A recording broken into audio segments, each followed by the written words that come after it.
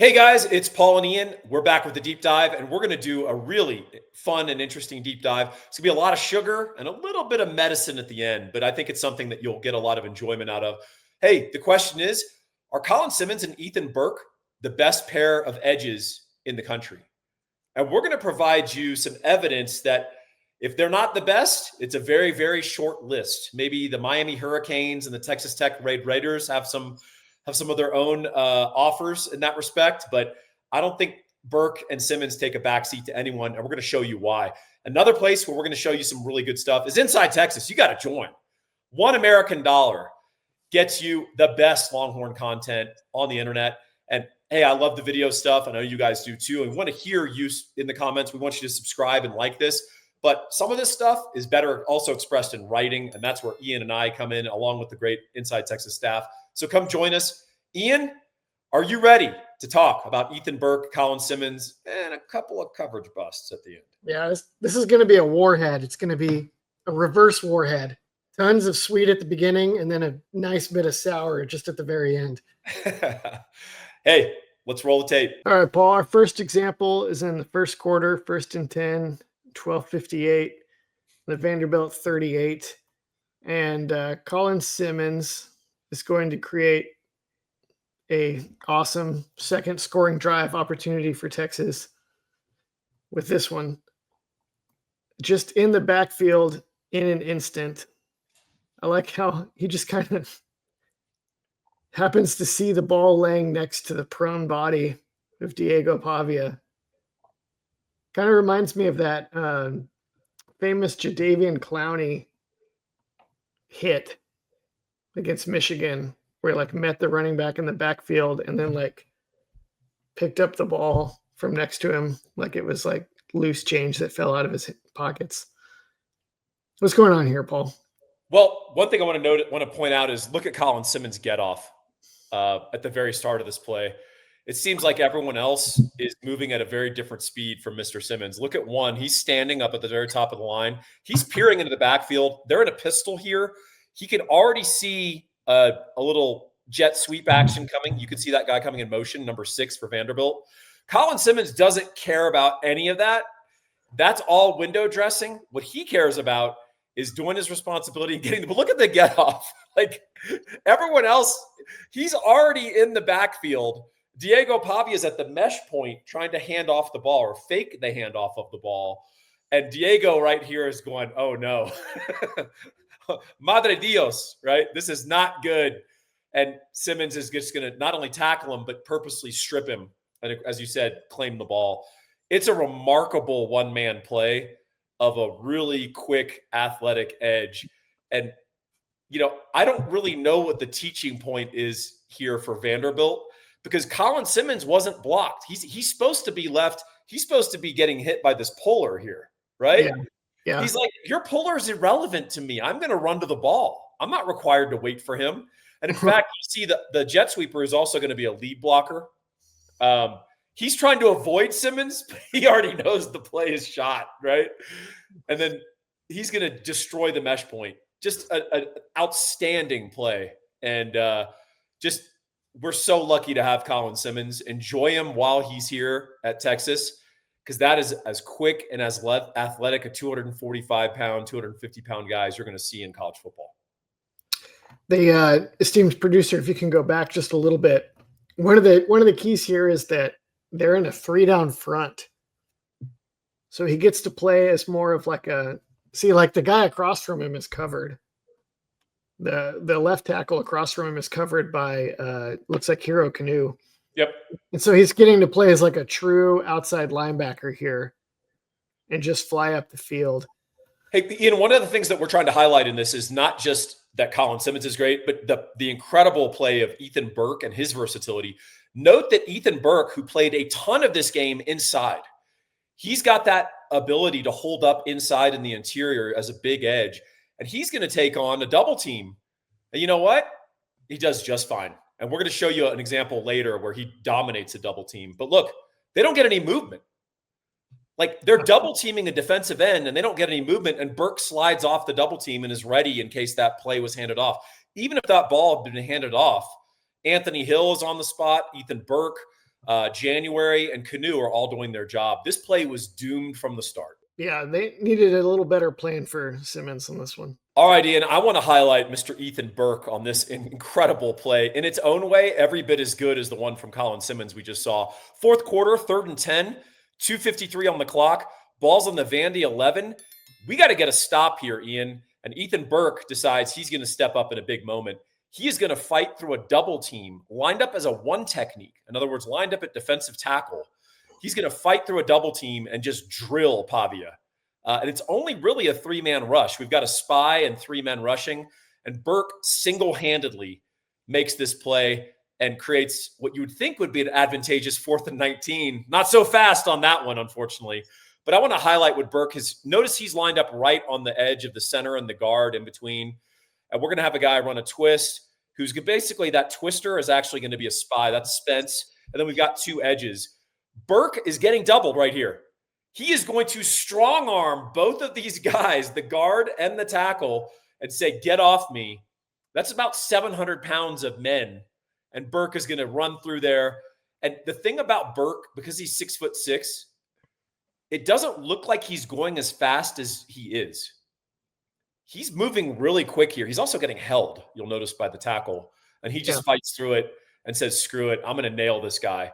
And Pavia is like, dude, like, because we've got, basically 7 in coverage, arguably 8 if you look at the spy, but he has nothing to throw and he gets an immediate instantaneous pressure. Arch Manning is on the sideline kind of nodding like, I kind of know what that feels like.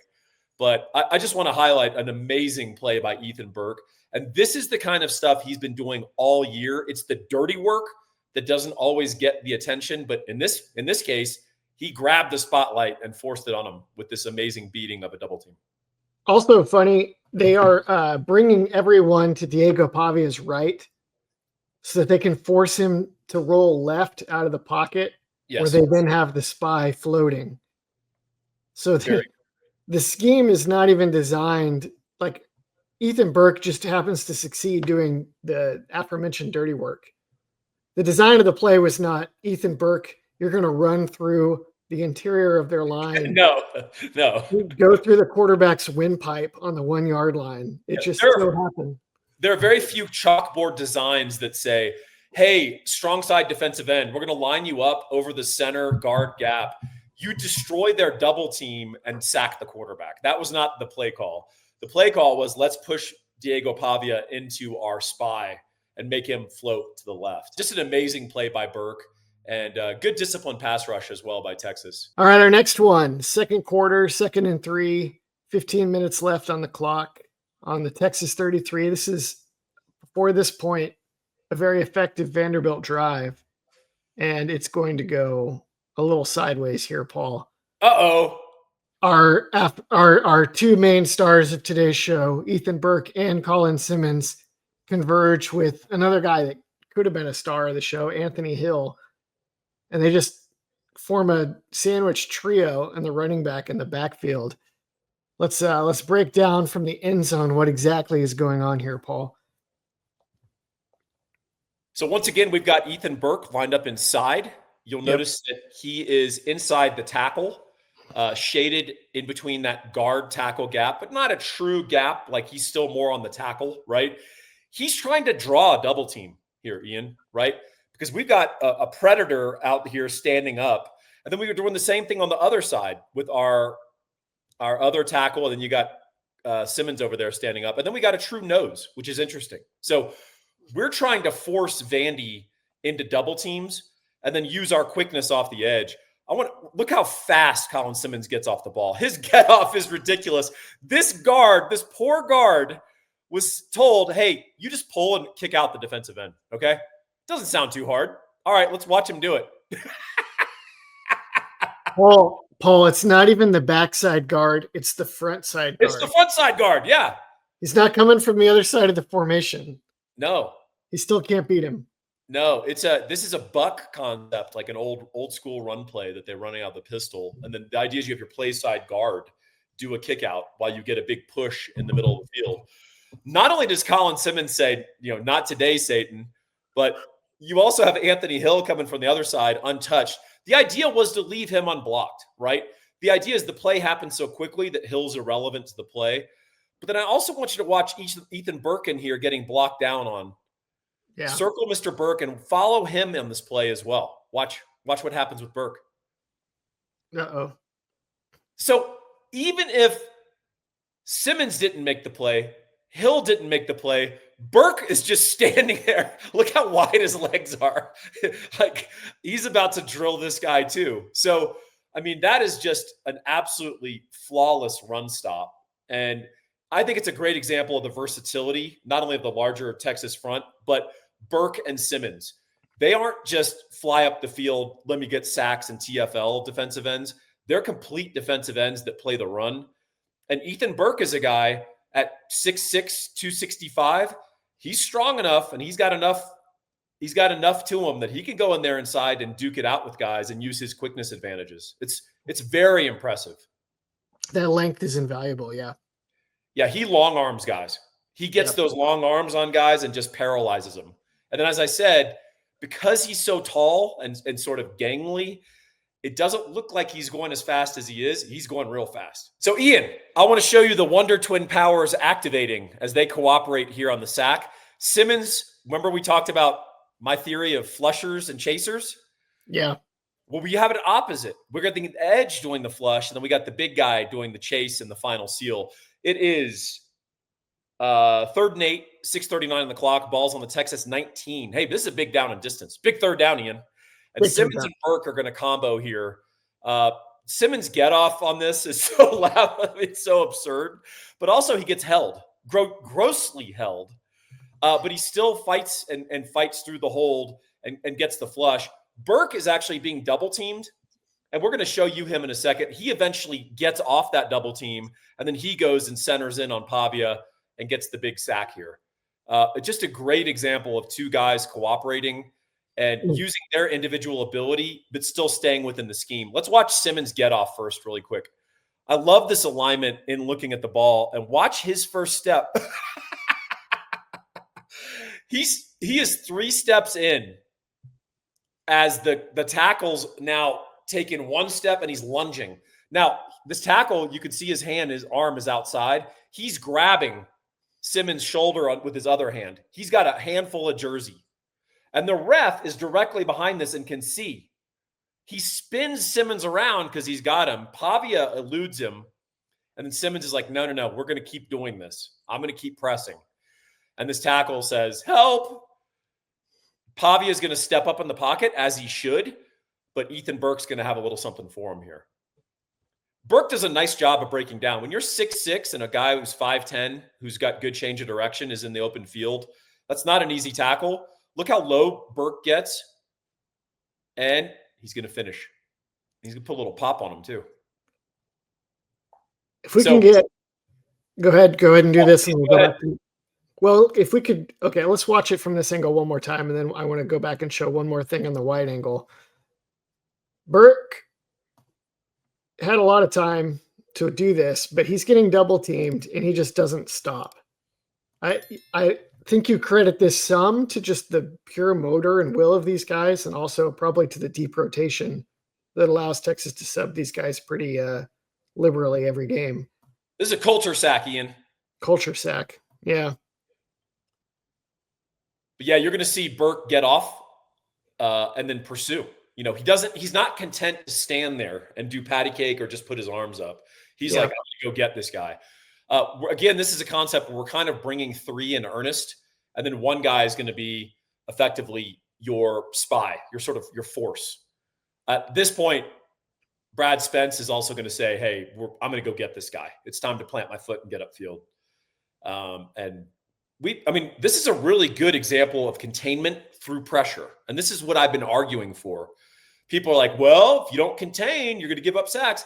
No, you can pressure contain, but you just have to respect your pass rush lanes, but also just hustle your butt off, because that's the real way to contain is to retrace and to constantly hustle and not accept blocking. And this is a great example of Simmons getting the force. He gets held. He doesn't throw his arms up and pout about it and stare at the official. He continues through the play, forces Pavia up in the flush. Burke basically gets held up at the line. He gets double teamed briefly. He shrugs those guys off and he goes and gets the ball. This is just really good defensive line play, and it's why Burke and Simmons are so special. All right, now if we go back to the wide angle one more time, you can see above the hash, you have a safety inside the numbers. And then on the outside, the bottom hash, you have another safety who's just inside the numbers. And then you have a middle safety that looks like he's like a single high safety in the middle. And this is one of Texas's favorite third down presentations, passing down presentations. That middle safety is going to become like a Tampa 2 Mike linebacker. Well, he's just going to start from depth. And then those two outside safeties are going to bail back into Tampa 2. Now, I mentioned this because this is going to matter in a later one that we talk about. But the key of Tampa 2, what's supposed to make it strong and robust, is that you have the positive benefits of cover 2, a deep safety on either side of the field, and then that traditional weakness of cover 2, the middle dropper. You not only have a guy to protect that, but you actually have a safety there who starts from depth. And that does so much to elongate different route combinations that could potentially threaten your safeties and extend and extend and extend and allow everybody to zone up and keep everything in front. And then obviously the pass rush tends to prevent the quarterback from getting past a couple of reads. This is what this is supposed to look like.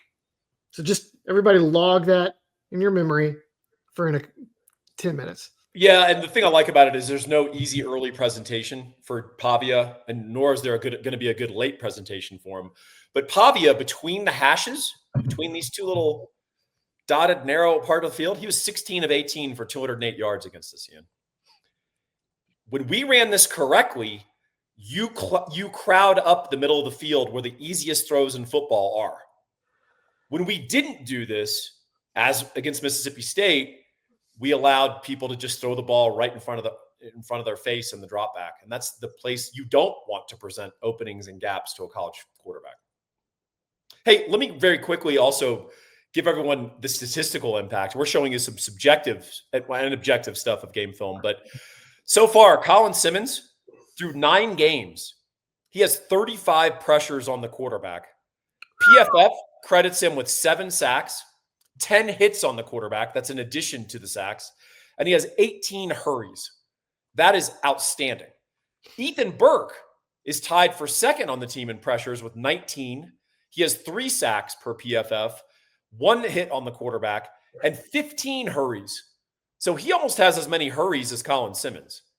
And the two of them have combined for 3 forced fumbles. So they have had a tremendous impact statistically, but also you can just see it on the field as we've been showing you. Hey, folks, we're going to give you a little sugar and a little bitterness in this deep dive with some awesome plays from Ethan Burke and Colin Simmons, and maybe a couple of areas where Texas can get better in coverage. But there's only one play if you're trying to get a mortgage. That is Gabe Winslow. You can reach him at 832-557-1095. He is the Colin Simmons of the mortgage world. Yeah, I said it. He's that good. He's that adept. He's that quick, and he's that capable. You've got to call Gabe, former National Merit Scholar, a proud UT grad. He's got a law degree from a top 20 law school, and this guy kicks ass right and left. He's one of the top originators in the entire state of Texas, and he is an independent broker. What does that mean? It means he doesn't work for Big Bank USA. So he's going to go shop your rates to 30, 40, 50 different lenders. Chase is going to go shop rates to Chase. Guess who's going to get you a better deal? And guess who gives a damn? Gabe Winslow. That's our guy. Give him a call right now, 832-557-1095. Let's get your house refied if you're over 6.5% right now. Or if you're buying a house, this is the guy you want in your corner. Give him a call. All right, Ian gave you a little foreshadowing, folks. It is second quarter, 3rd and 9. 17 seconds on the clock. Texas is dominating Vanderbilt, up 24-3. Ball's on the Texas 18, and Vanderbilt's going to get an easy touchdown to Eli Stowers, their number 1 receiver, who's lined up the closest to the quarterback, Ian. So not only are down and distance in our favor here, but the time is in our favor. Vanderbilt has to basically get the ball out quickly, and it's also 3rd and 10. So the goal here as a Texas defense is an outside chance of maybe turning them over, right? Or ideally, with the score 24-3, what do we want Vanderbilt to do here? Throw it short and get a quick tackle. Throw it short, get a quick tackle, kick a field goal. We go up 24-6. But look at this green grass. It's unbelievable. So Tyanthony Smith is misaligned from the start. This is a massive gap in our zone. And then we're going to bring Anthony Hill off the edge. You could drop him there, but we decide to bring him, and that's fine. But if you're going to bring him and you even more force a quick throw, Tyanthony Smith has to get over there, or you've got to tell this drop safety, hey, we're presenting open grass to Eli Stowers and Diego Pavia, which is the easiest read and the easiest throw. At the snap, I want you to trigger on that guy. And I want you to tackle him for a 5-yard gain, and Vanderbilt's going to kick a field goal. But here's what happens. Tyanthony Smith stands and watches, which suggests to me, Ian, and we can argue this out, I think he might have spy responsibilities or quarterback draw responsibilities. I think at the very least, you have to assume that he's worried about it, whether he was supposed to be or not. I don't. Go ahead. All right, and we see that back safety that I was telling you would hope would trigger if we're going to present that much green grass. He stands and watches. He's got his feet anchored on the goal line. So this is terrible all the way around. And of course, that's Filsame. He's just going to throw a shoulder into Stowers and allow him to roll into the end zone instead of wrap up. So that's a poor effort as well. Derek Williams is a little late reacting. He doesn't react in balance. So he's not even able to really contribute a chance to stop this guy at the 1. Again, if you just tackle Vanderbilt, they might have gotten a new set of downs, which they would. But now there's 10 seconds on the clock, and they've got a decision to make. Again, you can still force a field goal if you at least get a better effort tackling on an already busted coverage. What are your thoughts, Ian? There's a lot of things I do not like about this, Paul. Yeah, the more we've watched it, the less I like about it. The idea is that it's a 4-man zone replacement blitz. So you still have 7 in coverage and you're theoretically still like solid. You're like, let's try to get some cheap pressure by bringing Hill. Although it's not, he's just lined up there. It's not like he disguised his pressure. And then we'll still have 7 back. I don't like that they're playing quarters instead of cover 3. Yep. I don't think they are. I think they've lost some of their institutional knowledge of how to run quarters well because they don't do it as much anymore as they used to. So I dislike that. Tyanthony Smith in quarters. Mike linebacker has receiver number 3. And obviously he's way the heck over there. So you have to know that. Like, it doesn't look like he's just trying to disguise like, well, I'm not going to be over there. He does not know. He does not realize. Okay. That's my point, Ian. I want you to look at Diego Pavia's feet and follow those helpful hash marks to Tyanthony Smith's feet. Yep. What is that an indicator of? That's 9 times out of 10. Yeah. He's mirroring. My guy is Diego Pavia on a draw, because what's a very common thing for a dual threat quarterback out of 5 wide? Quarterback draw, or maybe he'll scramble, right?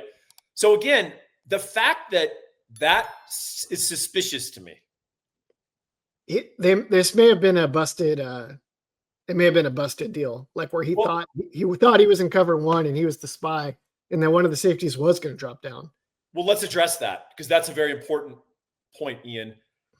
This is coming off of a timeout where Vanderbilt came out on the prior play in 5 wide. We called a timeout to talk about it, didn't we? So this was the product of our deliberate discussion on the sideline and our best call. So I don't want to hear anything about, well, Taft was out, McDonald was out. These are young guys panicking under pressure. There's no panic. There's no pressure. This is a set piece, 1 play off of a timeout where Vanderbilt already had come out in 5 wide. And this is the best thing we come up with. That is alarming. There's another problem here that I dislike. God, it gets worse. Is that if you're, let's say they wanted to give space to somebody as a trap. Yes. Like, oh, look, you can throw to this guy. Not. We're going to get there and tackle him short of the sticks, and he'll be kicking a field goal. Or making a difficult decision about fourth down, you would want to set that trap on not their best player, Not Eli Stowers. Yeah. not the guy that's closest to the quarterback, not the guy that's most likely to be targeted to make a play. You'd want to be like, hey, you could throw it to no-name receiver way out here, and then we're actually going to anticipate that and rally to the long throw, etc. Yes. Nope. We're going to – it obviously was not a trap. The only trap was Texas set for themselves. Yeah. So at any examinational level, game context, the call, the execution of the call, the tackling, the sideline deliberation of this is the best we can come out once they already showed the formation, we called timeout. Vanderbilt lined up in it again. It's a fail. It's an F on every single mark. And that's a bad thing. So when we highlight the excellent play of our front or the excellent play of Simmons and Burke, this is what we're juxtaposing it with, which explains how did Vanderbilt come back when our front played so well and so dominantly against their offensive line and their schemes. And this is the answer. Vandy was surprisingly good in the spread passing game for a team that is normally like power option, first, second, and third down. All right, this is the one, Paul. Fourth quarter, 1st and 10. There's only 4:04 left in the game. Vanderbilt is down by 2 scores at this point. 18 points. 18 points. That's even more than 2 scores. The ball is on their 33-yard line. There's no reason that they should have any chance of getting into this game. If you just keep them in front of you and make them drive the field, even if they drive the field for a touchdown, that's like a huge win for the defense. Okay? And Ian, how many people do we have rushing the quarterback? 3. And 1 is a spy. So you have 8 guys to make sure that nobody gets wide open in a way that will really hurt you. And yet, ta-da, single play, 67-yard, wide open touchdown pass down the sideline. We told everybody that Tampa 2 was something that Texas likes to do in passing downs, and that the way it works is that middle safety, Filsaime. Okay. The 2 outside safeties bail, and then you have the middle safety who protects the seams. That's his job. Protect the seams so that the deep half safeties can play over the deep halves. And then normally you would have 4 underneath. In this case, they have 5.5 underneath because they drop out Trey Moore, and then they have what appears to be a spy also waiting for Diego Pavia to be forced to his offhand by the Colin Simmons and Ethan Burke pass rushes. That's not what plays out here, Paul. That's not what happens. Let's start to talk about what goes wrong. If you would take it away. Yeah, so we've got 4 guys underneath in coverage. Therefore, first of all, you should not even be paying attention to what's happening up there as the safeties. Derek Williams has the deep half. Grayson Littleton has the deep half. Filsaime is here in the middle getting the seams. The last thing Filsaime can do is step forward or be distracted by anything in front of him. We've got it covered. Do you see the Texas guy right next to that middle receiver? Do you see the other Texas guy right next to the ref who's getting blocked off briefly? They're going to converge. That's their job. Your job, Filsaime, is to not allow anyone past you. No human being goes past you. Oh, that guy just ran past you. So This is where we're now in trouble because Xavier Filsaime decides we need to triple team a guy in the middle of the hash who's already covered. 4 minutes left in the game, 18-point lead, and that's his decision making. And then, of course, we're going to allow a guy up the seam. Now, the mistakes compound. Ian, I'm turning it over to you. I want you to point out what Jalen Gilbo, who did not do anything wrong on this play, and Derek Williams, who did a lot of things wrong on this play, did to cement the 67-yard score. So Gilbo's job is basically already done. His job is try to force the receiver inside so he can't overstress the deep safety by getting a straight shot down the sideline. They had a switch release. He picked him up, carried him up inside. His job is done. He's looking for stuff underneath. Theoretically, you don't want the 67-yard Pavia scramble because absolutely nobody's paying attention. Williams is in a serious bind now, and he overreacts. He's got two guys running free into his zone. One of them across his face, the other one down the sideline. Stop. He has one guy running free in his zone, Ian Boyd. He has one guy running free in his zone who's likely to exit it very quickly, right? If his zone is like the hash mark out. I'm referring to the guy on the 50-yard mark at the top of the screen. That's the guy in his zone. That guy is very much in his zone. Okay. The other guy is not in his zone, Ian. Well, he's a person of interest. He's zone adjacent. But what you do here is, if you're Williams, is you don't want to overcommit to either. You want to keep getting depth as fast as your legs can, and you want to apex the two routes insofar as they both threaten your zone, and wait for the quarterback to commit and the ball to be in the air before you commit. Because this is Diego Pavia. The ball is going to be in the air for a fair bit of time. You have time to react. He does not do that. He panics. He bites down on the seam because he's like, oh, Filsaime blew this. I got to go clean this up.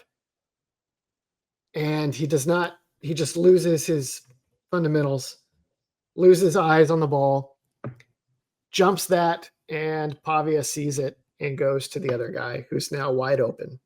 So one of the rules of zone, if you have deep half, no human being is allowed to run past you in your zone. So Derek, yes, Xavier Filsaime is in the wrong, and he's the domino that starts this coverage ineptitude cycle.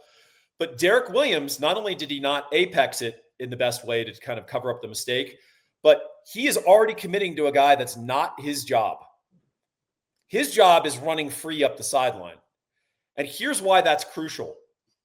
Had Derek Williams not gone there and he would have covered up, Pavia, that's his first read.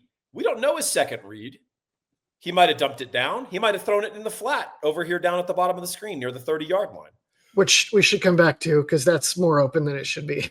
Well, that's fine. But again, there's 4 minutes left in the game. We're up 18. Yes. Okay? So the guy in the middle, if pretend Derek Williams isn't there. By the way, Derek Williams was going to make a play on the ball anyway. That guy in the middle, watch Grayson Littleton. He is playing his deep half correctly. And he's got his eyes not only on the quarterback, but he's sensing this receiver. If Pavia throws that, there's going to be air under it. Littleton can react to it. Could he break up that ball? Maybe. You know what he's going to do? If the ball is complete, he's going to make a tackle, and it's going to be a 25-yard gain, not a 67-yard one-play touchdown that took 6 seconds off the clock. You have to have some awareness of the game situation, and you have to play your zone. Yes, Xavier Filsaime started the cascade of ineptitude, but Derek Williams, the rule of zone, when you have back half, is if no other person can credibly cover the guy running free in your zone, then he is your guy, and it doesn't matter what's happening other places on the field. And I know people will say, well, Guilbeau should have just carried it up, right? He should have carried up with the receiver. That's not Guilbeau's job. He is a cover 2 squat corner. Incidentally, Cade Phillips is also a cover 2 squat corner. Yeah, but he did carry it up a little bit. Cade Phillips did carry his receiver on bottom, which for some probably pointed more blame towards Guilbeau. But just take a look. If Pavia were to go to the check down is the least of your worries in this game context. But we would have been a little bit unhappy at least if Pavia had hit a 20-yard gain that took 16 seconds off the clock to a wide open check down as well. So I will say, how angry is this? Yeah, in these situations, you're choosing the least bad situation because of the Xavier Filsaime cascade, right? Those are least bad situations to 67-yard single play touchdown. The other part is Pavia has not yet thrown the ball. That's a more realistic picture. Anthony Hill will tackle that guy for about an 8 or 9 yard gain. Yeah. Yeah. So don't yeah, people always, we have a buddy on Twitter who likes to run plays a little further extra when the quarterback's already put the ball in the air and guys are reacting to it. Then he points to the open guy and goes, see, but we don't want to be guilty of that. Right. So I do think that obviously another busted coverage again, coming out of a stoppage. This is Vanderbilt's first play. So Texas just had a long review of that would-be touchdown, right, to Mosley.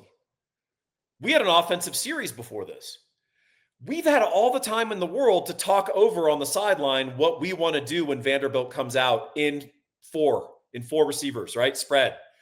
Two twins on either side. We've had all this time to sit and talk and coach up our secondary.